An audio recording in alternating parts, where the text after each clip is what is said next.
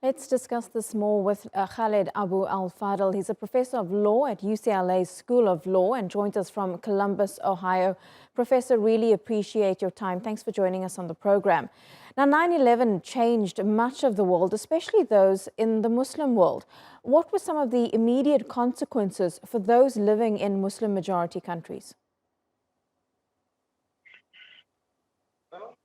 We entered a new phase of at least active American involvement with the Middle East and hope of reshaping the Middle East in a way that the United States thought was conducive to its own best interests, which meant concretely the invasion of Afghanistan and then the invasion of Iraq and the expansion of American military bases, and many other policies, including involvement with even the way that religion, for instance, was taught in many Middle Eastern countries.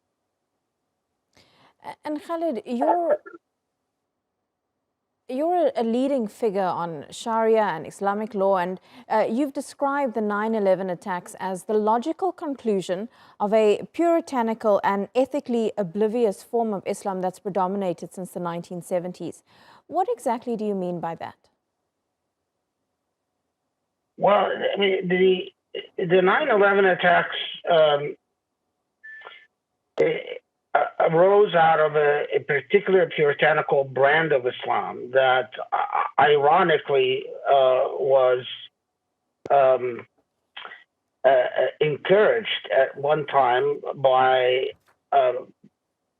particularly colonial forces and particularly England as a way of encouraging the dismantling of the Ottoman Empire. And this is an Islam that arose out of Najd, and it was an Islam that was very xenophobic, very hostile to diversity in general, but hostile to non-Muslims and hostile to all forms of Islam that didn't conform to a very strict puritanical creed.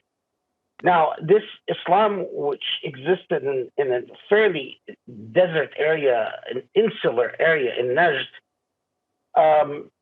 expanded to overtake the Hijaz, and that same theology expanded to form what became the Taliban, what became a Qaeda, what even today is Daesh or ISIS.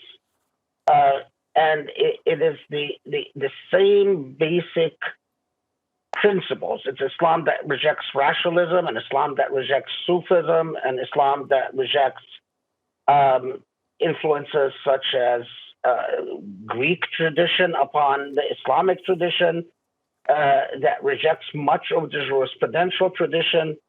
So, I mean, I often wonder, though, if even bin Laden and Al-Qaeda could have anticipated the way that the world towers crumbled, and could have anticipated how these attacks unfolded. It seems to me like they planned a terrorist attack, but what they ended up with was a much bigger bite than they could chew. Khaled Abou el Fadl, really appreciate your insight and your take speaking to us from Columbus. Thank you so much.